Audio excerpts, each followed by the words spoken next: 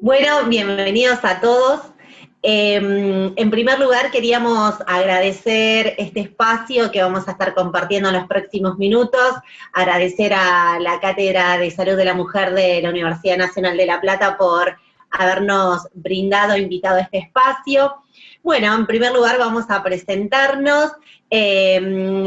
Acá conmigo está la licenciada Lorena Setién. Ella es comunicadora social y especialista en género, y también voy a estar, compartiendo con ella la discusión y las reflexiones. Mi nombre es Alejandra Orozco, yo soy médica especialista en tocoginecología.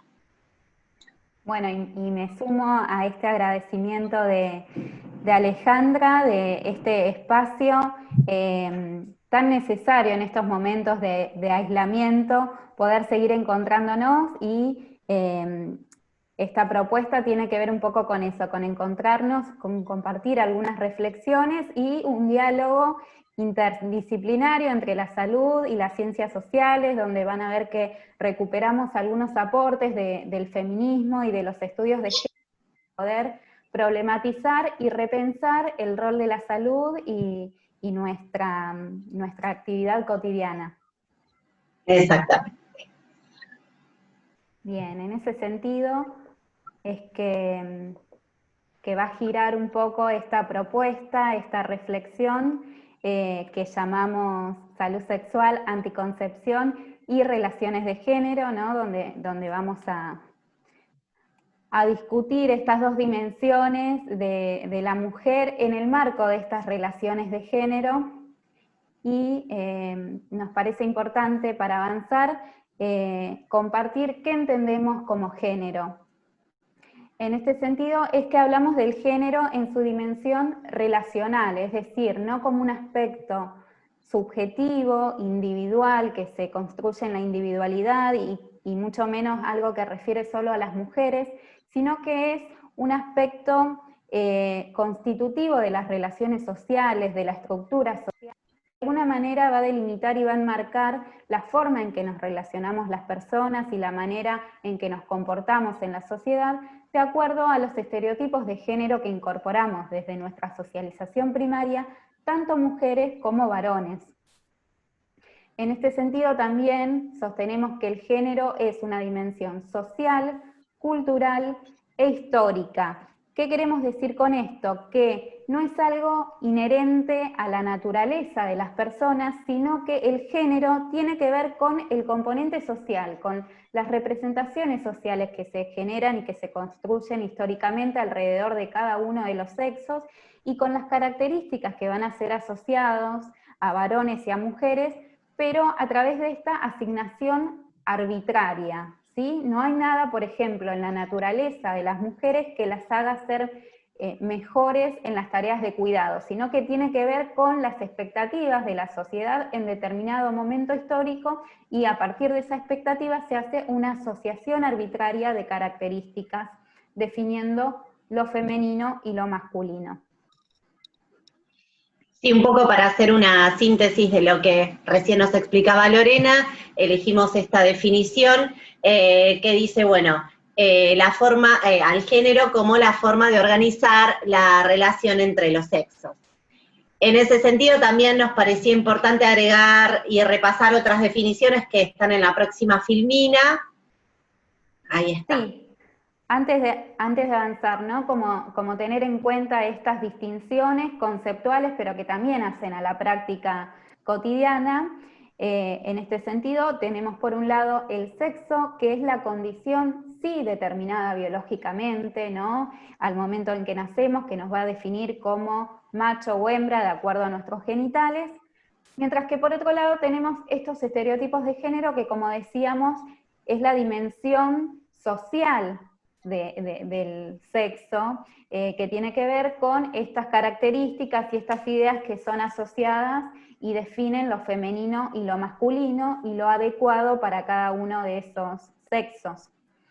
Y por último tenemos la identidad de género, que la identidad de género sí es un proceso individual, un proceso de subjetivación, pero que tiene también un componente social, porque este proceso subjetivo se hace en función de identificarnos con estos estereotipos o estos modelos de identificación que nos ofrece la sociedad,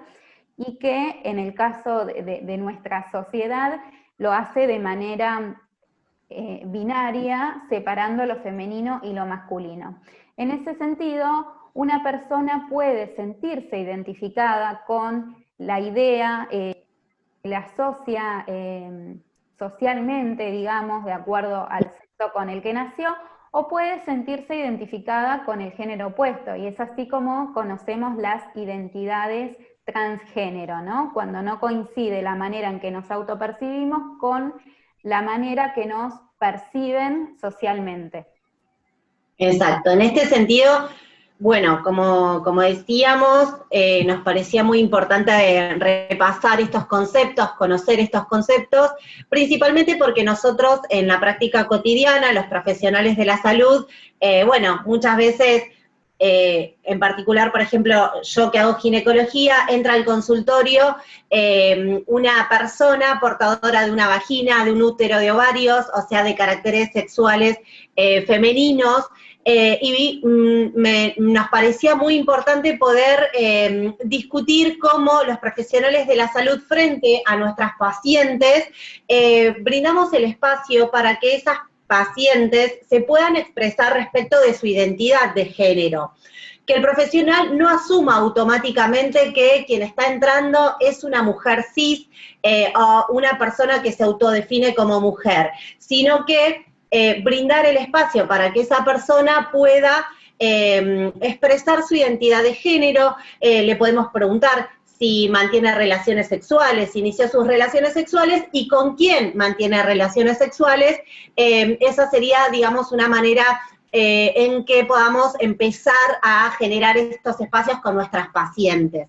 Incluso también considerar que la identidad de género es un proceso de construcción personal que esa persona puede estar atravesando. Quiere decir que está también en la total libertad de poder decir, todavía no estoy identificada con ninguna identidad de género, sino que me encuentro en un proceso. Por lo tanto, esta transición también tenerla en cuenta a la hora de empezar a relacionarnos y a vincularnos con nuestros pacientes. Perfecto. Ahora sí, avanzamos con la idea de esta propuesta, que tiene que ver con las relaciones sociales de género, con estos estereotipos que decíamos de lo femenino y lo masculino, que son construcciones sociales y que van a determinar un sistema de roles, en el sentido de que tanto mujeres como varones vamos a ocupar determinado rol, determinado espacio en la sociedad, y nos vamos a comportar de determinada manera y no de otra, de acuerdo a lo que esa sociedad considera como comportamientos y expresiones de género adecuadas para nuestro género. Eso va a hacer que muchas mujeres vean limitadas algunas actividades o incluso algunas expresiones que no se consideran apropiadas para una mujer tradicional. Pero este sistema de roles, decimos que además nos va a hablar de diferencias jerarquizadas. ¿Y por qué decimos diferencias jerarquizadas? Porque este sistema binario no solamente va a marcar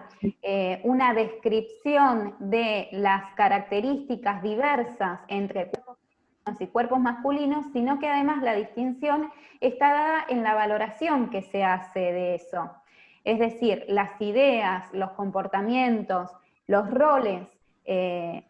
asociados al universo masculino van a ser valorados de manera muy distinta a lo relacionado con el mundo femenino. Pensemos, por ejemplo, en el origen de estas diferencias jerárquicas en la división sexual del trabajo, donde los varones eran asociados al trabajo productivo, el trabajo del salario, pero además con actividades que se daban en el ámbito público, en el ámbito de lo político, de la economía, del mundo laboral, que tenían esas actividades mayor prestigio social, mientras que las mujeres eran relegadas al trabajo reproductivo. En primer lugar, un trabajo no asalariado, pero además un trabajo que se da en el ámbito de lo doméstico, en el ámbito privado, con tareas que supuestamente se asocian a la naturaleza de las mujeres. ¿no? Que aparentemente, naturalmente les sale ser cuidadosas de la casa, del marido, de los hijos, y esas tareas, por ende, van a tener menos prestigio social. Sí, muchas veces también es interesante porque cuando discutimos entre colegas o incluso con familiares, con allegados en nuestro entorno social, estos conceptos, a veces parece que estamos hablando de esta división del trabajo como algo antiguo, como algo que le pasaba a mi abuela, se quedaba en la casa a criar a los hijos y punto final. Y no tiene expresión en la actualidad, porque las mujeres, al haber ido conquistando espacios, bueno, podemos trabajar, hemos ido a través del proceso de los años conquistando algunos derechos. Sin embargo, como esta expresión sigue estando, en primer lugar porque más allá que la mujer trabaje, se la sigue asignando a la tarea doméstica, se la sigue asignando al cuidado de los hijos, como bien decía Lorena, como algo natural, como algo innato del género o del sexo femenino. Pero a su vez, aquellas mujeres que incluso trabajan, como también se expresa esta división o esta relación diferente hacia las mujeres en cuanto a que aquellas mujeres que trabajan, sus salarios son menores por igual trabajo, a las mujeres se le paga menos, o incluso también como las mujeres, más allá de tener las mismas capacidades o tener la misma formación que los hombres, muchas veces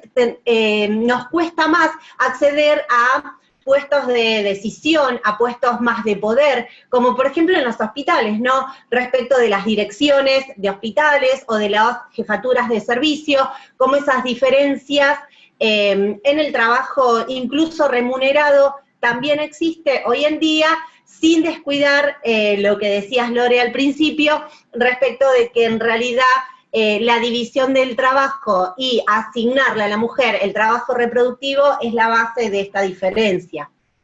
Exactamente. Esta diferencia tiene que ver, como decís, con la valoración que se hace de esas tareas, más allá de los cambios que haya en la inserción laboral de las mujeres, la valoración sigue siendo distinta y eso es muy vigente. Y también déjame agregar acá, como para introducirnos en el tema que nos convoca, que en esta división sexual del trabajo, la disputa estuvo centrada en el control del cuerpo de las mujeres y de la reproducción, porque es justamente a partir de esa necesidad de las sociedades de controlar la reproducción para asegurarse el crecimiento de la población, de las comunidades, pero para también que los hombres puedan asegurarse su descendencia generacional, es que se hace esta división para controlar a través de confinar a las mujeres en el ámbito de lo doméstico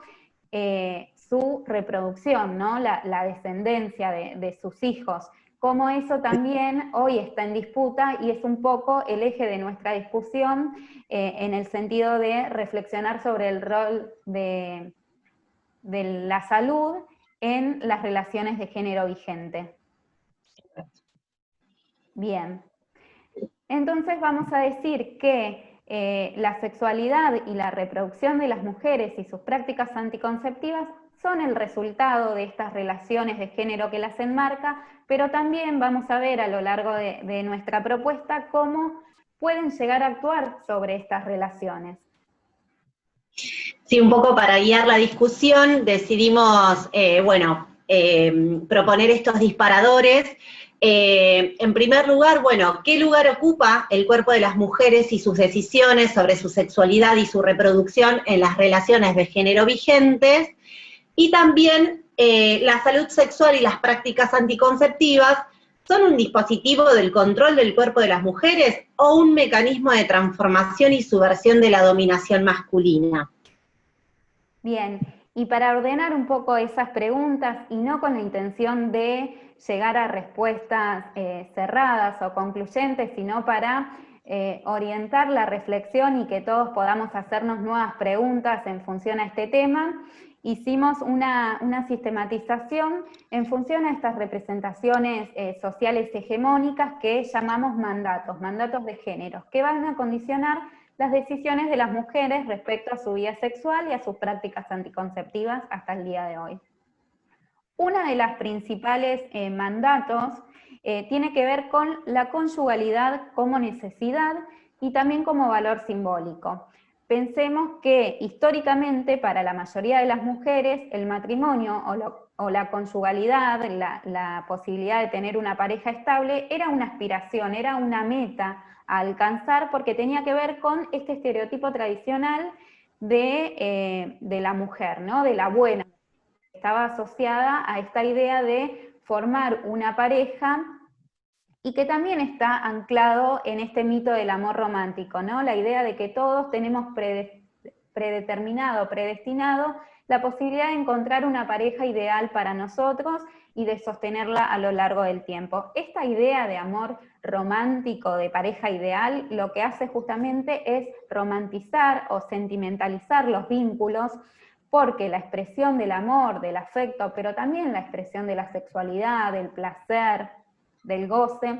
se va a limitar y a circunscribir solo al interior de esa pareja estable, de esa pareja ideal.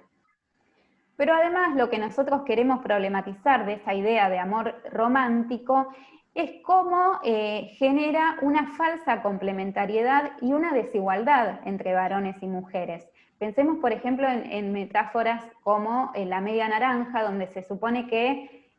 las personas terminan de completarse en esa unión de pareja. Sin embargo, en ese complemento, siempre la que termina perdiendo es la mujer, porque en esa unión tradicional de pareja, lo que se espera o lo que la sociedad le exige a esa mujer cuando está en pareja es la entrega total. La entrega total para complacer a su marido, para cuidarlo, y para cuidar de su casa y de sus hijos y ser como su retaguardia del marido que sale a cumplir en el ámbito público sus tareas de trabajo productivo. En ese sentido, es que nosotros decimos que hay una falsa complementariedad o una pérdida de las mujeres. Las mujeres pierden su autonomía a cambio de esta protección, que les significa no solo económicamente, porque pensemos que históricamente los hombres eran los únicos que accedían al salario, y hoy inclusive, como decía Alejandra, más allá de una inserción parcial de las mujeres en el ámbito del trabajo, sigue habiendo una brecha laboral en términos salariales, pero además la protección que significaba socialmente tener un hombre al lado, ¿no? La figura masculina que los protegía. Y decimos que esto va a afectar a la sexualidad de las mujeres porque justamente esta idea de deber o tener la obligación de complacer al hombre va a hacer que se naturalicen o se justifiquen algunos comportamientos abusivos y que las mujeres no logren visualizar o problematizar la falta de consentimiento, es decir, la posibilidad de que puedan decir que no o no acceder a tener relaciones sexuales cuando está en juego su propio deseo. Además de desigualar, digamos, la negociación que se da al interior de cada pareja en cuanto a la anticoncepción. Sí, este tema la realidad es que es bastante frecuente también de ver en nuestra práctica como profesionales de la salud, por eso nos parecía interesante poder discutirlo. Creo que es algo cotidiano recibir pacientes, por ejemplo, perimenopáusicas, que están en relaciones de muchos años con sus maridos, que vienen a la consulta preocupadas, diciéndonos, doctora, deme una pastillita para tener ganas de mantener relaciones sexuales, porque si no mi marido se enoja, porque mi marido me insiste y yo no quiero, porque piensa que estoy con otra persona y por eso no tengo deseo de estar con él. Y cómo en esta frase o en esta preocupación de estas pacientes, que insisto, es muy frecuente y creo que todos los profesionales lo hemos escuchado alguna vez, como parte de que el problema es no estar a disponibilidad del otro, que el problema es no estar en condiciones de complacer el deseo del otro y cómo si nosotros como profesionales de la salud respondemos con esa pastillita, en realidad no estamos dando el espacio a que esa mujer se pregunte en realidad qué es lo que ella desea, qué es lo que ella elige, cómo quiere ella vivir su sexualidad, y no le damos ese espacio para que verdaderamente su autonomía, su deseo, se manifieste. En ese sentido también no solamente lo vemos en las mujeres, tal vez, como decía, perimenopáusicas, sino también en las adolescentes, en donde muchas veces iniciar sus relaciones sexuales tiene que ver con la presión de su noviecito, por decirlo de alguna manera, respecto de si no mantenemos relaciones sexuales me voy con otra, yo ya mantuve relaciones sexuales, vos no, entonces vos me tenés que complacer, me tenés que traer la satisfacción a mí, o incluso también por presiones de las propias amigas o del círculo más cercano que también presiona a esa adolescente para que inicie sus relaciones sexuales. En ese sentido, insisto que son todas cuestiones que los profesionales debemos tener, digamos, en nuestro tintero sistemáticamente para no perderlo de vista en cada una de nuestras consultas y poder generar espacios con nuestras pacientes, como decía, de reflexión y que verdaderamente estas cuestiones se planteen. Sí, doble desafío, ¿no? Para los profesionales de la salud, no solamente que las mujeres puedan reconocer y protagonizar desde su propio deseo y desde su propio placer las relaciones, sino también poder visualizar, como decíamos, estas desigualdades en la negociación de las decisiones, ¿no? sobre su cuerpo. Bien, otro de los mandatos tiene que ver con la reputación de la sexualidad de las mujeres, la reputación de la vida sexual, y cuando hablamos de reputación nos referimos a estos juicios de valor o a estos discursos que tienen una carga normativa y que recaen sobre el comportamiento sexual de las mujeres que obviamente no son valoradas o juzgadas socialmente de la misma manera que los varones. Esto lo vemos mucho, sobre todo en los adolescentes, en las adolescentes que son de alguna manera más susceptibles a estos juicios de valor, a estos discursos morales que terminan funcionando como dispositivos de control del placer porque se van a comportar también en función de contrarrestar o evitar de alguna manera estos discursos y esta condena social. En este sentido vemos que las adolescentes, las jóvenes y las mujeres adultas que tienen una vida sexual activa con mayor libertad, con mayor autonomía y que pueden tener más plenitud y apropiarse de su cuerpo como fuente de placer, en lugar de ser consideradas desde esta autonomía o desde este empoderamiento, son juzgadas y se asocia su actitud a la idea de promiscuidad, a la idea de conductas de riesgo, ¿no? De descuido, de descontrol. Y en ese sentido es que decimos que este discurso va a influir en la vida sexual de las mujeres porque muchas reprimen su vida sexual para no tener que enfrentar estos discursos, o lo que hacen es ocultar directamente su vida sexual activa frente a la mirada de la sociedad, de los familiares o incluso de los profesionales de la salud. Sí, efectivamente, justo, bueno, iba a intervenir mientras hablabas, pero bueno, esto, ¿no? Como también, digamos, esta reputación, este peso social de la reputación que una mujer debe tener según la sociedad, efectivamente trae cambios o decisiones digamos, en la conducta de las mujeres respecto de, por ejemplo, las consultas al ginecólogo. Nos pasa muchas veces que las adolescentes retrasan la consulta al ginecólogo porque ir al ginecólogo implica asumir que mantienen relaciones sexuales o enfrentarse a su entorno social o familiar respecto de que iniciaron sus relaciones sexuales. Entonces, prefieren no decirlo, entonces no consultan al ginecólogo, no se hacen los controles y mucho menos se llevan la información necesaria y el acceso a los métodos anticonceptivos. O incluso también nos pasa, y esto también es un puntapié para la reflexión nuestra como profesionales de la salud, respecto de que muchas veces somos nosotros los que vemos a una adolescente entrar al consultorio y no le preguntamos si inició o no sus relaciones sexuales y con quién, para poder, digamos, dar el puntapié a que esa paciente se exprese. Pero no solamente pasa en las adolescentes, esta carga social de la reputación, sino también en mujeres de todas las edades. Permitime, Lore, contar un ejemplo de una paciente que, bueno, por una hipermenorrea, una miomatosis uterina,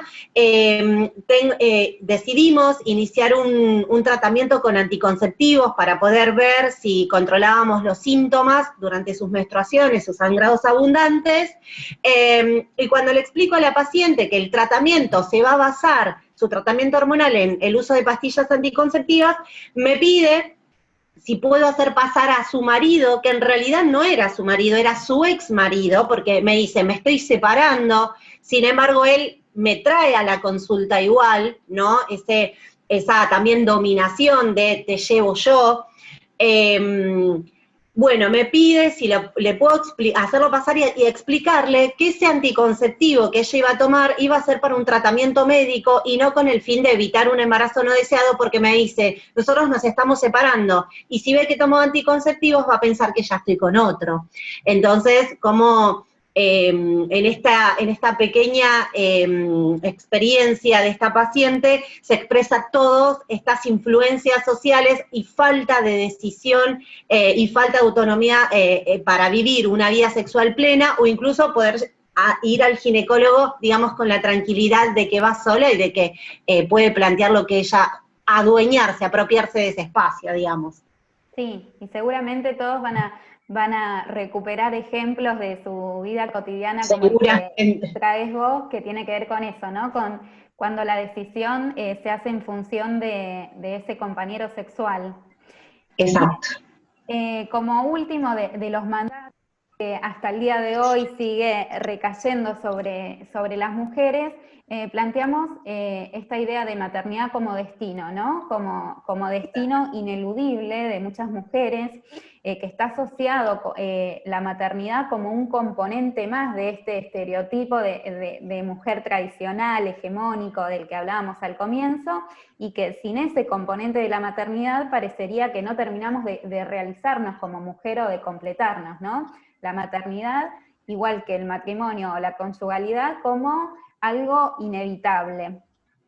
Y que eso va a hacer además que se asocien a las mujeres estas cualidades de cuidado que decíamos son construcciones sociales, pero que son presentadas como naturales para las mujeres. Y en ese sentido nos parecía importante retomar esto de la maternidad, porque va a hacer que las mujeres no puedan disociar la vida sexual plena, activa, de la posibilidad de un eventual embarazo. Y ahí nos parece que es un debate muy actual, más allá de que a veces es considerado como una batalla ganada por el avance de la anticoncepción. Sin embargo, pensemos que desde los 70 los feminismos hablaban de la liberación de las mujeres, en el sentido de que a través de los métodos anticonceptivos, de los anticonceptivos orales, iban a poder de alguna manera librarse de ese destino inevitable que las condenaba sí o sí a tener que ser madres, y sin embargo, hasta el día de hoy, más allá de que se pueda avanzar en garantizar el acceso de las mujeres a los anticonceptivos y a la información que está disponible, sin embargo, entran en juego un montón de factores que tienen que ver con estos sentidos sociales, ¿no?, de las relaciones de género, que hace que la mujer no pueda replantearse otra posibilidad más que la posibilidad inevitable de quedar embarazada si tiene relaciones sexuales, ¿no? Entonces vemos que muchas mujeres evitan tener relaciones para no quedar embarazadas, o que si tienen relaciones sexuales piensan o sienten que el embarazo puede ser una consecuencia más, ¿no?, de ese acto. Sí, sin dudas, esto también, digamos, a ver, todo lo que venimos discutiendo es algo súper, súper cotidiano para los profesionales de la salud. Por ejemplo, hay una pregunta que siempre reflexionamos respecto de cuando le preguntamos a una paciente si está buscando un embarazo y te dice que no, entonces le preguntás con qué se cuida y te dice con nada. Entonces, ¿cómo es esa asociación? Bueno, tiene que ver con esto. Hay datos que a través del CIP que cargan nuestras compañeras, las licenciadas en obstetricia, que cargan, digamos, en esta base de datos, que informan que un 80% aproximadamente de los embarazos adolescentes, las adolescentes no buscaban esos embarazos, sin embargo no se cuidaban con nada. Entonces, esto me parece que justamente viene a colación de este mandato, de esta discusión, cómo las relaciones sexuales y vivir y transitar nuestra vida sexual, digamos, de una manera libre, no es tan libre, porque trae aparejada como consecuencia la maternidad, o incluso también tal vez en otra franja etaria de pacientes, el clásico, y bueno, si viene, viene, ya tengo la pareja, ya tengo la casa, bueno, si viene, viene, y en realidad reforzar, ¿no?, el concepto y la idea, o por lo menos la discusión, de que las mujeres verdaderamente tenemos que decidir cuándo queremos ser madres, cuándo queremos llevar adelante una maternidad y cuándo no. Entonces podemos, y estamos en todo nuestro derecho de vivir una vida sexual, nuestra vida sexual con autonomía. Sí. En ese sentido, y como para ir concluyendo, ¿no?, en función de estos mandatos que recuperamos y también pensando en función del título de nuestra propuesta y de esta pregunta que nos hacíamos inicialmente, de cómo las relaciones de género intervienen en las decisiones de las mujeres sobre su cuerpo, me parece importante ahí remarcar esto que hablabas de la accesibilidad, de la autonomía de las mujeres en esas decisiones, al interior de su pareja, en el interior de los consultorios, ¿no?, cuando hacen la consulta. Me parece que el desafío es ese, y que por ahí a veces pensamos que la mujer que puede tomar la decisión sobre su reproducción al elegir un método anticonceptivo y poder alcanzar, poder tener al alcance ese método anticonceptivo, digo, y esto más allá de las diferencias de edades y de clases sociales, muchas veces se piensa que en esa capacidad de agencia que tiene la mujer de acceder y de poder concretar esa elección, está haciendo un acto de autonomía, una decisión autónoma. Y sin embargo, si miramos más allá, vemos que muchas veces la elección misma, y pasa, y yo lo veo mucho en elecciones de métodos anticonceptivos como el DIU o el implante subdérmico, que las mujeres lo eligen porque de alguna manera un anticonceptivo invisible, por decirlo de Porque alguna no se ve manera, totalmente. porque no se ve, porque no implica una toma diaria, y entonces muchas Exacto. lo eligen y pueden sí tomar una decisión sobre su ciclo reproductivo, pero no pueden esa decisión compartirla y empoderarse en esa decisión en la relación de pareja. Entonces, me parece que el desafío es ver esto y tratar de que la mujer tenga las herramientas para poder ser protagonista de esa decisión, ¿no?, en esa negociación que se da al interior de la pareja, también poder de alguna manera revertir esto que decíamos de la subordinación o de la jerarquía de poder que hay a nivel social, pero que se expresa también en las relaciones interpersonales. Exacto. Sí, yo una breve reflexión, simplemente, bueno, invitar a todos mis colegas y a todos los profesionales de la salud a que sigamos discutiendo, porque la realidad es que, bueno, nuestra formación muchas veces tiene un sentido más biologicista, entonces, bueno, no es fácil para nosotros empezar a construir también nuestra formación y nuestra práctica cotidiana a partir de la perspectiva de género. Bueno, es un desafío lindo, así que invitarlos a todos a que sigamos aprendiendo en este camino. Y bueno, sin más que agregar, agradecer, bueno, a todos los que estuvieron del otro lado escuchándonos. Obviamente nos hubiera gustado